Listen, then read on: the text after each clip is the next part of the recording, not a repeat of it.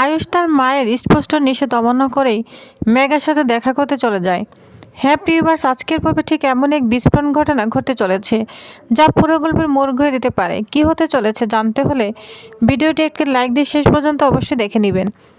গল্পের শুরুতে আমরা দেখতে পাই মেঘা কুসুমকে একদম পরিষ্কারভাবে জানিয়ে দেয় এ বাড়ির কোনো সদস্য, এমনকি এ বাড়িতে কাজ করা মানুষগুলোর মধ্যে এমন কেউ নেই যে চোখে চোখ রেখে বলতে পারবে না যে মেঘার ইন্দ্রাণী ম্যামের কাছে ক্ষমা চাওয়া উচিত। কারণ সবাই খুব ভালো করেই জানে এই ঘটনায় মেঘাই সঠিক আর দেবীমা এবার ভুল করেছেন। কুসুম তখন আবেগ গলায় কাঁপিয়ে বলে ওঠে, আপনি আমার দেবীমাকে চিনেন না ম্যাডাম? মেঘা তখন শান্ত কণ্ঠে উত্তর দেয়, আমি চিনি কুসুম, আর সেই চেনা জোরেই বলছি দেবীমা মানুষ, ঈশ্বর নন। মানুষ ভুল করতে পারে।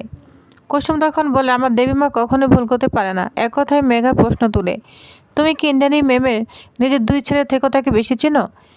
ঈশান কি বলেছে আমি শুনেছি, ইনফ্যাক্ট তুমিও শুনেছ। মেঘা আরও জানায় আয়ুষও মনে করে তার মেয়ে এবার ভুল পথে হাঁটছেন।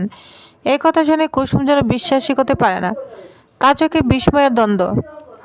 মেঘা বলে, আয়ুষ জানে ইন্দ্রাণী ম্যাম আমার সঙ্গে যা করেছেন তা অন্যায়, কিন্তু সে কিচ্ছু করতে পারছে না। আমি কাল যা বলেছি তার পেছনে আমার কোনো স্বার্থ ছিল না, কোনো লাভ ছিল না, আমি শুধু তোমার জন্যই বলেছিলাম কুসুম। কুসুম তখন বিরক্ত হয়ে বলে, কিন্তু আমি তো আপনাকে বলতে বলিনি।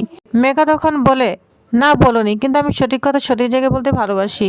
আমি অন্ধভুক্ত নই, ভুল যদি দেবেরও হয় আমি তার বিরুদ্ধেই দাঁড়াবো। মেঘা আরও জানায় ইন্দ্রাণী ম্যাম আজকে আমাকে রেখেছেন শুধু নিজের ক্ষমতা দেখানোর জন্য। আমাকে বোঝাতে চান তিনি কতটা শক্তিশালী, আমাকে বাধ্য করতে চান তার সামনে মাথা নত করতে। অপমানটা শুরু হয়েছে দরজা ধাক্কা দিয়েই। মেঘা আবেগের প্রশ্ন করে, বলো কুসুম এটা কি ঠিক? কুসুম চুপ করে থাকে। মেঘা আবার বলে, চুপ কেন, বলো এটা কি ঠিক? অবশেষে কুসুম বলে, যদি দেবীমা আপনার সঙ্গে অন্যায় করে থাকেন আর যদি সেটা প্রমাণিত হয় তাহলে আপনি আমাকে যা করতে বলবেন আমি তাই করব।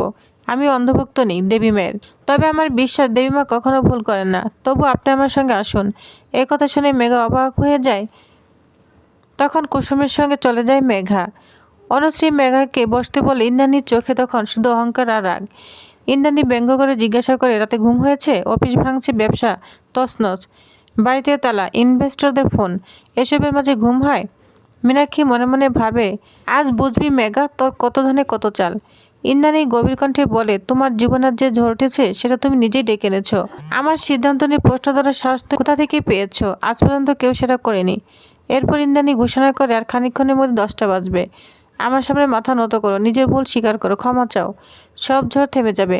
হঠাৎ করে সবাই চমকে দিয়ে মেঘা ইন্দ্রাণীর পায়ের কাছে মাথা নত করে। ইন্দ্রাণী খুশি হয়, তখন বলে, দেখলে শেষ পর্যন্ত ক্ষমা চাইতেই হলো। ঠিক তখনই মেঘা মাথা ধরে দৃঢ়কণ্ঠে বলে, আমি ক্ষমা চাইনি ম্যাডাম, আশীর্বাদ নিয়েছি। কারণ আপনি আমাকে ধ্বংস করলেও শূন্য থেকে আবার শুরু করতে হবে, আর সেই শুরুটা করার আগে আশীর্বাদ দরকার। সে আরও বলে, আমি ভুল বলিনি, তাই কখনো ক্ষমা চাইব না, নিঃস্ব হলো সত্যের সঙ্গে থাকবো। এই কথা বলে মেঘা সেখান থেকে বেরিয়ে যায়। ইন্দ্রাণীর রাগ তখন আরও জ্বলতে থাকে। ঈশান মেঘার পিছনে যায়।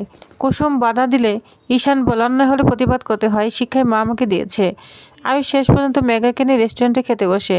সেখানে মেঘা আবেগে বলে, তুমি এখনও তোমার মায়ের কথাটাই দিক বুঝছ, এটাই আমার ভালো লাগে। আমি তোমাকে অনেক পছন্দ করি আয়ুষ। আয়ুষ হতভম্ব হয়ে বলে, দুজনের মাঝে এক নীরব গভীর রোমান্টিক মুহূর্ত তৈরি হয়। ইন্দ্রাণী জানতে পারে আয়ুষ মেঘার সঙ্গে ফোন করে ডেকে নেয়। ঘরে ফিরে এলে তোমার মা ঘুমিয়ে পড়েছে।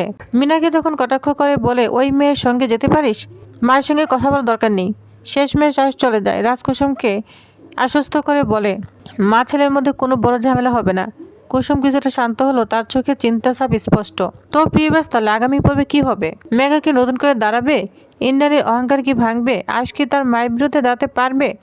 সব জানতে অবশ্যই আমার সাথেই থাকুন। ধন্যবাদ।